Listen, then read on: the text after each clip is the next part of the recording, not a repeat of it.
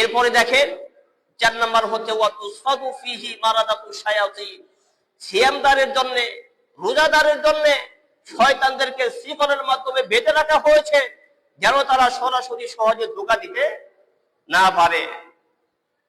5 নম্বর হচ্ছে ওয়ায়ুগফারু লাহুম ফি আখিরিল লাইলি, রাতের শেষের অংশে সিয়ামদারদেরকে ক্ষমা করে দেওয়া হয়। সুবহানাল্লাহ। আর 5 নম্বর, প্রত্যেকটা দিনের রাতে একজন ঘোষক ঘোষণা দিতে থাকে, ইয়া বাগিয়াল খায়রি আকবি ওয়া ইয়া বাগিয়াশ শাররি আকসি, ওহে কল্যাণের জাতিরা নেকির মাধ্যমে, কল্যাণের মাধ্যমে সামনের দিকে অগ্রসর হও, আর হে পাপাচার দুরাচার খারাপ কাজকে বন্ধ করার মাধ্যমে মাহে রমাদানের এই ফজিলতকে তোমরা গ্রহণ করো। তাহলে সিয়ামদারের জন্য এই 6টি পুরস্কারের ঘোষণা আল্লাহ রাসূল করেছেন। আমরা নিতে রাজি তো ভাই? আমরা নিতে রাজি? আল্লাহ রাব্বুল আলামিন তৌফিক দান করেন, সবাই বলি আমিন। এরপরে 3 নম্বর পয়েন্টের কথা হচ্ছে দান সদকা করা। কি করা ভাই? আমরা তো অন্যান্য মাসে স্বাভাবিকভাবে দান সদকা করি, গরিব, বুড়াবা, ফকির, মিসকিন, এতিম, অভাবী, মুসাফির যখন আমাদের কাছে চায় বা চাওয়ার প্রয়োজন পড়ে না, যাদেরকে আমরা প্রয়োজন মনে করি তাদেরকে আমরা দান সদকা করি। কিন্তু অন্য মাসের চেয়ে এই মাসের দান সওয়াব কম না বেশি? কম না বেশি? সম্মানিত মুসল্লিয়ানে কেরাম, বিশ্বনবী বলেছে এ মাস যখন শুরু হয়েছে তখন থেকে শেষ হওয়া পর্যন্ত দীর্ঘ একটি মাস বনি আদম যে আমলগুলি করবে প্রত্যেকটা আমলের সওয়াব 10 থেকে 700 গুণ পর্যন্ত বর্ধিত করা হবে। সুবহানাল্লাহ। কুল্লু আমাল ইবনি আদামা ইউযাফুল হাসানাতু বিআশরি আমসালিহা ইলা 700 যিফ। قال الله تعالى إلا الصوم فإنه لي وأنا أجزي به। বিশ্বনবী বলে মাহে রমাদানের ভিতরে প্রত্যেকটা ভালো কাজের সওয়াব 10 থেকে 700 গুণ পর্যন্ত বর্ধিত করা হয়, কিন্তু রোজার সওয়াব এর চেয়ে ব্যতিক্রম। রোজার সওয়াব আমি আল্লাহ নিজে দিব। ফাইন্নাহু লি ওয়া আনা আজজি বিহি, বান্দা আমার জন্য রোজা রাখে আর তার রোজার প্রতিদান আমি নিজে দিব। কি দিব? বেগাইরে হিসাব। সুবহানাল্লাহ। তাহলে অন্যান্য নফল দান সদকা ভালো কাজ এর আমল অন্য মাসে একটা করলে আপনি একটা সওয়াব পাইতেন, এ মাসে ইখলাসের উপর ভিত্তি করে, নিয়তের উপর ভিত্তি করে 10 থেকে 700 গুণ পর্যন্ত বৃদ্ধি করা হবে। সুবহানাল্লাহ। তাহলে 1 টাকা 700 টাকা, 1 টাকায় কত টাকা ভাই? দেখে বুখারী শরীফের মধ্যে আসছে রাসূল করিম সাল্লাল্লাহু আলাইহি ওয়াসাল্লাম এ মাসে যে দানগুলি কিভাবে করতেন। কানান নাবিয়্যু সাল্লাল্লাহু আলাইহি ওয়াসাল্লাম আজওয়াদান নাস বিল খায়র ওয়া কানা আজওয়াদা মা ইয়াকুনু ফি রমাদান। বিশ্বনবী বলেন রাসূল করিম সাল্লাল্লাহু আলাইহি ওয়াসাল্লাম সারা বছর যে দান সদকাগুলি করতেন এর চেয়ে বেশি পরিমাণে দান করতেন মাহে রমাদানের ভিতরে। সাহাবীদেরকে উদ্বুদ্ধ করেছেন এ মাসে বেশি বেশি দান করার জন্য। তাহলে এ মাস আমরা কিভাবে কাটাবো? বেশি বেশি নফল দান সদকার মাধ্যমে, ঠিক কিনা বলেন? আল্লাহ রাসূলকে জিজ্ঞাসা করা হয়েছিল, ইয়া রাসূলুল্লাহ, ইয়া হাবিবাল্লাহ, আইয়ু সাদাকাতে আফদালু ফিল ইসলাম। ইয়া নবী আল্লাহ, ইয়া রাসূলুল্লাহ, ইসলামের ভিতরে কোন দান সবচেয়ে গুরুত্বপূর্ণ? আল্লাহ রাসূল জবাবে বলেছেন, সাদাকাতুল ফি রমাদান। ওই দান সবচেয়ে দামি, ওই দান সবচেয়ে উত্তম যে দান মাহে রমাদানের ভিতরে করা হয়। তো যাই হোক, প্রত্যেকটা পয়েন্ট আপনারা মনে রাখবেন। অল্প অল্প কথা বলছি, বিস্তারিত কথা বলার সময় হবে না। তবে বিস্তারিত না বললেও সংক্ষেপে বললেও আপনারা বুঝতে পারবেন। আপনারা সবাই সমঝদার বুঝদার মানুষ, সংক্ষেপে বললেও আমরা বুঝতে পারবো যে মাসে বেশি বেশি দান সদকা করতে হবে।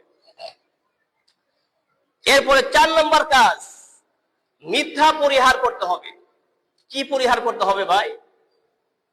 সকাল থেকে সন্ধ্যা পর্যন্ত আমরা না খেয়ে থাকলাম, আমরা বৈধ স্ত্রীর সাথে মিলামিশাও পর্যন্ত আমরা বন্ধ করে দিলাম। তো এ মাসে সারাদিন না খেয়ে থাকার মাধ্যমে আমাদের সওয়াব অর্জন হচ্ছে। পাশাপাশি অনেকে এমন আছি যারা মিথ্যা বলি, গীবত করি, শিকায়াত করি, অহংকার করি, গর্ব করি, যার মাধ্যমে সারাদিন রোজা রাখার মাধ্যমে যে সওয়াব আমাদের অর্জন হতো এই মিথ্যা বলার মাধ্যমে সব সওয়াব ধ্বংস, ঠিক কিনা কোন? এজন্য রাসূল করিম সাল্লাল্লাহু আলাইহি ওয়াসাল্লাম বুখারীর বর্ণনা, হাদিসের ভিতরে বলেছে শুধু সকাল থেকে সন্ধ্যা পর্যন্ত না খেয়ে থাকার নাম রোজা নয়। তোমার গুনার কাজকে ছাড়তে হবে, মিথ্যা অহংকারকে ছাড়তে হবে। যদি ছাড়তে না পারো, সকাল থেকে সন্ধ্যা পর্যন্ত না খেয়ে আল্লাহকে ধোঁকা দেওয়ার কোনো অর্থ হয় না। মাল্লাম ইয়াদা কাউলাজ জুর ওয়াল আমালা বিহি ফালাইসা লিল্লাহি হাজাতুন ফি আইয়াদা তাআমাহু ওয়া শারাবা।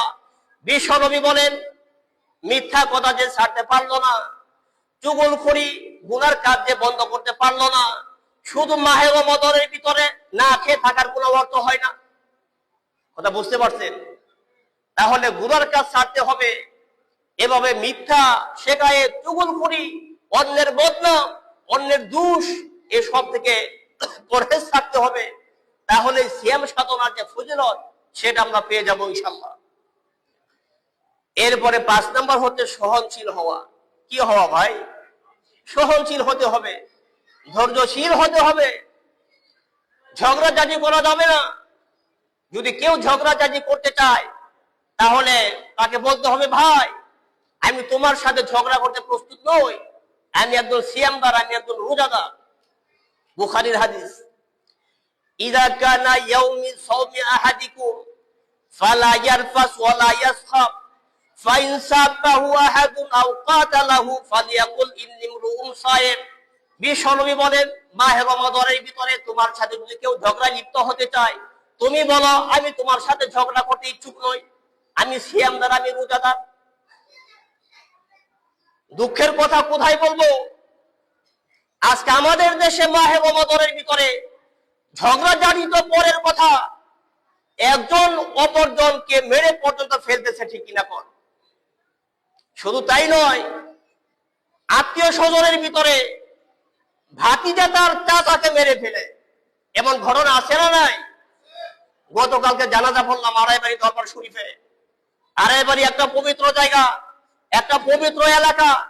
এখানে যদি দিনের দুপুরে এভাবে কোন ভাতিজার মাধ্যমে যদি চাচাদেরকে মারা হয়, তাহলে কি আর এই আড়াইবাড়ির সম্মান ঠিক থাকে?